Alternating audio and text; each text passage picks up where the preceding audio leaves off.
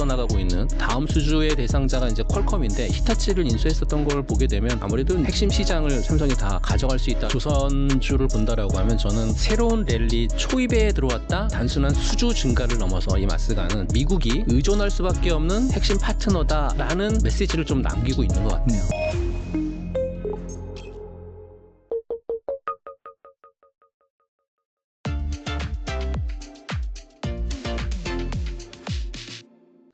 이번엔 반도체 좀 이슈 좀 살펴보겠는데 삼성전자 파운드리가 테슬라와 22조 원 규모의 AI 반도체 계약을 체결한 데 이어서 애플과 생산 수주 계약까지 또 맺었습니다. 여기에 다음 고객으로는 퀄컴까지 거론되고 있고 또 최근에 보니까 또 엔비디아의 HBM3E 뭐 납품이 이제 들어간다 이런 말도 있더라고요. 드디어 이제 SK 하이닉스에 밀려왔던 삼성전자가 반전의 길을 잡은 것일까요? 어떻게 보세요? 최근에 삼성 파운드리가 연이어서 이제 수주 계약을 따낸 건 단순히 어떤 매출 증대 이상의 좀 의미로 해석을 좀 하고 싶고요. 최근에 그렇게 이제 파운드리에 대해서의 어떤 기술력을 재평가받고 있지 않나라고 말씀 좀 드리고 싶고요. 재평가받고 있는 부분들을 좀 살펴보게 되면 뭐 말씀해 주셨지만 테슬라 쪽에서의 22조 원의 압도적인 규모에 대한 어떤 계약 부분들 사실은 이 테슬라 쪽하고의 계약했었던 게 3나노 게이트 올 어라운드에 대한 반도체거든요. 근데 이 게이트 올 어라운드 3나노 반도체는 사실 AI 반도체 쪽에서도 이 반도체가 좀 통하지 않나라고 해서 계약이 진행된 것 같고, 그리고 전 세계적으로 이 생산을 할 수 있는 생산 품질에 대한 부분들까지 다 포함해서 생산을 할 수 있는 기업은 삼성전자가 현재로서는 좀 유일하거든요. 그렇다라고 하면 TSMC라든지 또는 인텔 같은 초미세 공정 경쟁에 뛰어든 다른 업체들보다는 삼성이 좀 한 발 앞서 나가고 있는 그런 부분들로 생각을 좀 해볼 수 있고요. 테슬라 같은 경우에 사실은 자율주행이라든지 또는 AI 쪽에서의 굉장히 고난이도의 고성능 반도체가 요구가 되거든요. 네. 근데 삼성 같은 경우에 이런 핵심 부품을 생산을 해서 삼성한테 맡겼다라고 하는 부분들을 보게 되면 삼성의 기술력이라든지 뭐 생산의 안정성에 대한 부분들을 테슬라가 인정하지 않았을까라고 해석이 가능한 그런 부분들이고, 두 번째는 애플 쪽 관련되어 있는 수주는 애플의 사실은 굉장히 까다로운 고객이에요. 퀄리티라든지 수율 쪽에 있어서 굉장히 까다로운 회사가 애플인데 그 애플을 통해서 파운드리 쪽에서 놓쳤던 물량을 다시 수주했다라고 하는 얘기는 생산 수율이라든지 아니면 품질 쪽에서 애플에서도 인정을 받지 않았을까라고 하는 거고요. 이렇게 되면 삼성의 파운드리의 어떤 기술적인 신뢰도를 중요하게 생각하는 애플 쪽에서의 이 사건을 통해서 전 세계적인 시장에서의 삼성의 어떤 기준은 좀 더 높아지지 않았을까라고 판단을 좀 할 수 있는데요. 물론 이제 퀄컴도 좀 남아있죠. 다음 수주의 대상자가 이제 퀄컴인데, 이렇게 되면 이제 퀄컴까지 수주를 할 경우에 퀄컴은 사실 그 스마트폰 어플리케이션의 최대 강자잖아요. 네. 그렇게 되면 AI라든지 또는 자율주행하고 또 모바일 쪽, 이 세 쪽을 다 이제 삼성의 핵심 시장을 삼성이 다 가져갈 수 있다라고 하는 부분들을 보게 되면 강력한 파운드리 쪽에서의 포트폴리오를 구축하는 그런 사건이 되지 않을까 말씀을 좀 드리고요. HBM 관련되어 있는 부분들을 말씀 좀 드리면 HBM3 쪽에서의 지금 삼성이 가격 하락에 대한 부분들 좀 언급을 좀 하고 있습니다. 물론 최근 들어서 HBM 쪽에서의 납품이 진행이 됐다라고 하는 엔비디아 쪽에서 얘기가 나왔지만 사실 뭐 단독 뉴스이기 때문에 진위 여부는 좀 따져봐야 될 필요는 없지 않아 있는 것 같고요. 다만 삼성이 이 HBM 사업을 하면서 그동안 굉장히 쉽지 않은 고난의 길을 좀 걸었다라고 말씀을 드리고 싶은데요. 왜 그러냐면 엔비디아로부터 수주를 따내지 못한 그런 부분들도 없지 않아 있지만 HBM 공급이 지금 수요를 초과했었다라고 하는 부분들에 대한 얘기까지 나오고 있거든요. 이렇게 되면 아무래도 이제 이거를 해결할 수 있는 가장 주된 요인은 덤핑밖에 없거든요. 그러니까 가격을 좀 후려쳐야 되는 그런 부분들밖에 없기 때문에 최근 들어서 가격에 대한 부분들을 뭐 가격을 조정해야 되겠다 이런 얘기가 나온 게 지금 공급이 수요를 초과했었던 이런 부분이어서 그렇고요. 그러면 왜 지금 가격을 내리느냐라고 좀 봤었을 때 사실 삼성전자하고 대한민국의 반도체 기업 SK 하이닉스의 2분기 실적을 좀 열어볼 필요가 있을 것 같아요. 삼성 같은 경우에 2분기에 반도체 쪽에서의 영업이익은 한 4천억 정도 나왔는데요.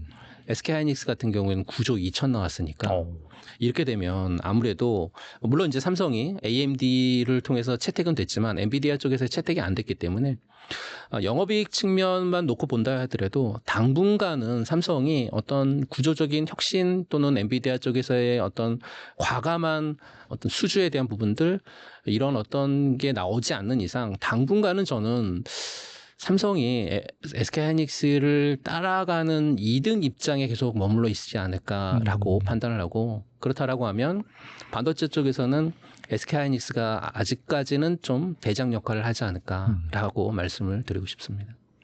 이번엔 삼성전자 좀 M&A 얘기 좀 해보겠는데 최근엔 일본 히타치의 가전사업부를 뭐 인수할 것이다 그런 기사가 난 상황인데 이에 앞서서는 이 미국의 디지털 헬스케어 회사 젤스를 인수하기도 했고 지난해 레인보우 로보틱스 집은 35% 확보해서 또 최재 주주에 올랐잖아요. 이 밖에도 뭐 미국 마시모 오디오 사업부, 독일의 냉난바 공조기업 플렉트 그룹 각각 인수를 했는데 이 삼성전자의 M&A에 대해서는 어떻게 생각하시는지 뭐 투자자들이 주목할 만한 이슈가 있을까요?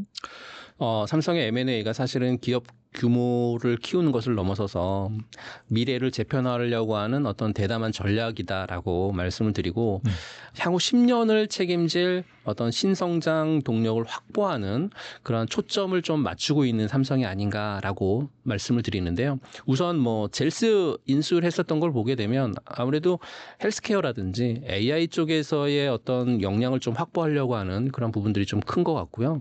두 번째 히타치를 인수했었던 걸 보게 되면 아무래도 이제 뭐 가전 포트폴리오를 좀 확충하려고 하는 그런 노력이 들어간 것 같고 레인보우 로보틱스의 지분 35%는 아시겠지만 뭐 로봇 사업에 대한 부분들이 미래 먹거리이기 때문에 투자를 하겠다라고 밝혔었던 부분들인 거고요. 또 시메틱 로보티스 같은 경우에도 사실은 AI 쪽보다는 AI 쪽을 근거로 한 언어 쪽의 어떤 처리 기술에 대한 부분들을 좀 확보하려고 하는 그러한 노력이 좀 컸던 게 시메틱 테크놀로지 같은 이러한 회사에 대한 M&A였고요. 하만이라든지 독일 플랜트 기업에 대한 부분들도 역시나 보게 되면 글로벌적인 하드웨어라든지 아니면 서비스 쪽에서의 연결고리를 잘 매듭을 뭐 좀 넓히려고 하는 그런 의도가 좀 보이지 않을까라고 해서 이런 M&A에 대한 부분들이 진행되는 건 잘 진행이 되는데 사실 M&A가 진행이 되는 걸 보게 되면 왜 M&A를 하느냐라고 질문을 하실 수 있는데 뭐 한 세 가지로 나눠서 말씀을 좀 드리면 첫 번째는 성장 축에 대한 전환인 것 같아요. 성장 축에 대한 전환은 어떤 거냐면 기존에 삼성이 가전이나 또는 스마트폰을 통해 가지고 이제는 성장에 대한 어떤 한계에 좀 도달하지 않았을까라고 보는 거죠. 그렇게 되면 둔화된 리스크를 다른 쪽의 출구 전략으로 삼아야 되는데 그로 인해서 M&A가 진행이 되면 최근에 AI나 뭐 헬스케어, 뭐 공조라든지 또는 로봇 같은 이쪽에 대한 M&A를 활발하게 진행을 했거든요. 그렇게 되면 뭐 서비스형 비즈니스, 뭐 수익형 비즈니스 이쪽에서의 수익 모델을 좀 다양화하려고 하는 그런 의지가 좀 있지 않을까. 그래서 M&A를 하지 않을까라고 보는 거고요. 두 번째는 시너지라든지 내재화를 좀 크게 하려고 하는 그런 목적이 좀 있는 것 같아요. 그러니까 반도체에 있다가 AI나 소프트웨어로 전환했다가 또는 거기에 로봇이 등장하고 그다음에 이 전체적인 걸 다 아우르는 서비스까지 확장되는 이 밸류 체인에 대한 모델에 대한 부분들을 통해서 생태계의 어떤 가치를 좀 높이는 그런 M&A가 최근 들어 진행이 되고 있고 그런 M&A가 진행이 된다라고 하면 삼성의 어떤 업그레이드는 한 단계 더 진행이 되지 않을까라는 그래서 M&A를 좀 하고 있지 않을까라고 판단을 하고 있는데요.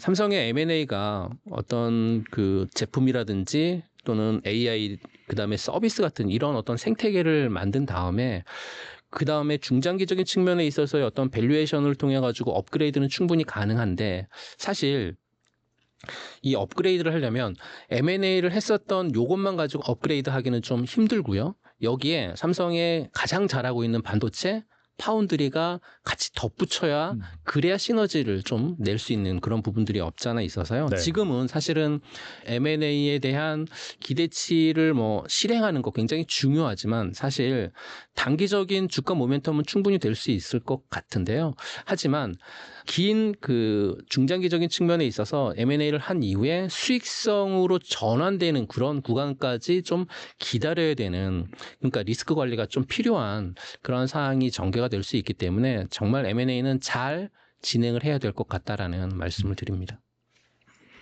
이번엔 조선주 좀 살펴보겠는데 트럼프의 마스가 전략에서도 한국의 핵심 파트너로 부각이 되고 있습니다. 지난주 하나 필리 조선주가 사상 첫 건조에 들어가면서 그 지위에 이제 못을 박는 사건이 발생을 했는데 한국 조선주의 새로운 랠리 시작되는 것인지, 왜냐하면 지금까지 상당히 좀 많이 올랐는데 여기에서 일단 모멘텀이 발생하긴 했거든요.